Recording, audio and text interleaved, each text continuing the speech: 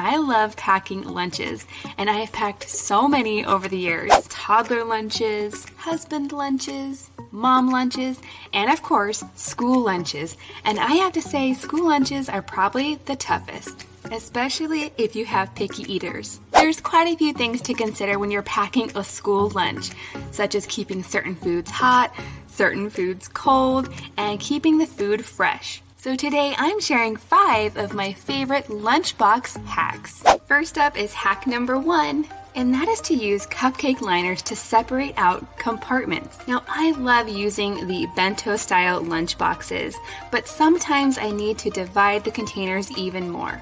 So I like to use silicone muffin cups to do just that. These come in all different shapes and sizes and colors. These work really well for separating the food. It makes it really fun and colorful, and it actually makes cleanup a lot easier. Now, if you don't have silicone liners, paper cupcake liners also work really well, and I really love to use these as well, especially if I'm making a themed or seasonal lunch. Another great way to use the liners is to make homemade Lunchables. I know a lot of kids love Lunchables, but if you try to pack it in a container like this, it's not going to work out. When the kids get to school, it'll be a jumbled mess, and the crackers, because they're touching the other foods, will be all soggy. You can basically take any lunch container, add a few of the silicone muffin cups, and create your own custom bento box. My next hack is all about how to keep food warm. I get this question all the time, and I actually learned this the hard way. For my kids, I'm using a basic thermos. I found these on Amazon, link will be down below, but I've been using these for over a year and we love them. They've held up wonderfully, they don't leak, and they're easy to clean. Now you guys, the trick to keeping hot foods hot in a thermos is to preheat the thermos itself. Now I know that sounds weird, it's not like you can pop it in the microwave. To preheat the thermos, you need some boiling hot water. And the perfect time to preheat your thermoses is while your food is cooking. So I fill each thermos to capacity with the boiling hot water, and then I quickly screw the lid on tight. And this water will actually just hang out in there until I'm ready to fill the thermoses. So I dump out the water, and then I very quickly add in my food. Today I'm adding mac and cheese, one of my kids' favorite hot foods for lunch. And when I put it in the thermos, I like to add a little bit extra liquid. And I really feel like that's a good way to keep hot foods hot in a thermos, is to make sure it's a food with a sauce. Something like meatballs, soup, noodles. Those foods will actually stay hot longer in your thermos versus things like chicken nuggets and grilled cheese and things that are really dry. So when I'm ready to add the food, I'm gonna go ahead and quickly dump the hot water out, and then as quick as I can, get that hot food in there.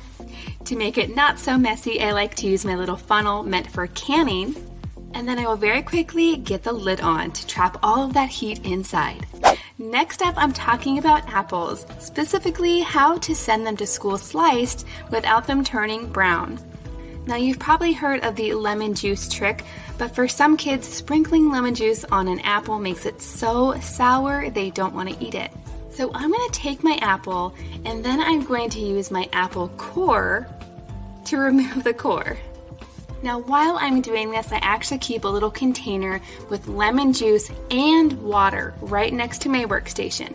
The lemon juice is going to help the apple not turn brown as quickly, but the water is going to make it so they won't be so sour when the kids go to eat them. You could also do a mixture of lemon juice and orange juice. Next, I'm going to take the rest of my apple and very carefully slice it. I'm going to pop these directly into our lemon water mixture. Then the fun part, I'm going to reassemble my apple. It can be a little bit tricky, but not too bad.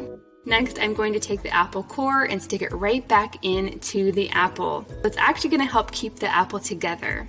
Next, I'm going to take the entire apple and wrap it as tightly as I can in a little bit of plastic wrap, and I'm going to twist that closed. This is going to keep the apple super fresh, and it's not going to turn brown so quickly. Next up, we're talking about freezer packs. Now, you probably know all of the traditional options for freezer packs, but sometimes those don't make it back home, do they?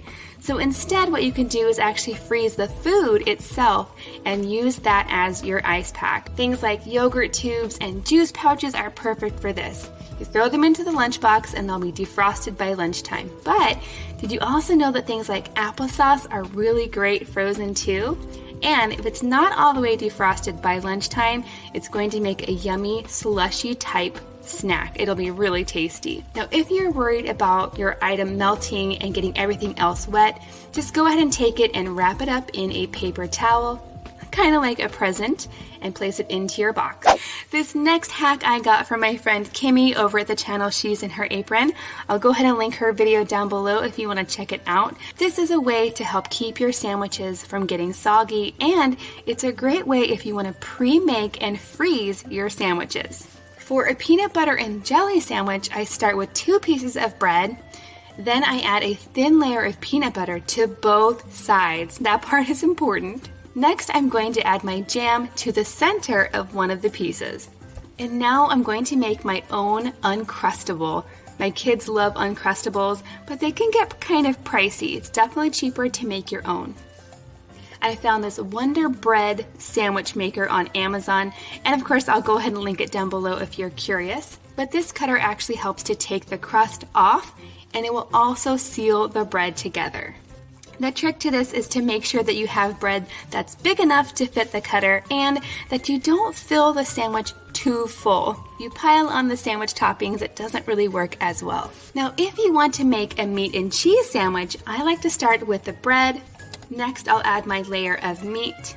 Then I add my condiments. So mayonnaise, mustard will go in the center. It's not going to touch the bread directly, and that's going to keep it from getting all soggy. So a little bit of mayo, a little bit of mustard right to the center. I'm going to top that with cheese and then one more piece of turkey and close up the sandwich. I'm going to go ahead and use my sandwich sealer just like I did with the peanut butter and jelly. It's such a time saver to make up a bunch of these and get them in the freezer. These sandwiches will be perfectly defrosted by lunchtime, and my kids are big fans. If you have any lunchbox tips to share with us, go ahead and leave them in the comments down below. Thanks for watching, and we'll see you next time.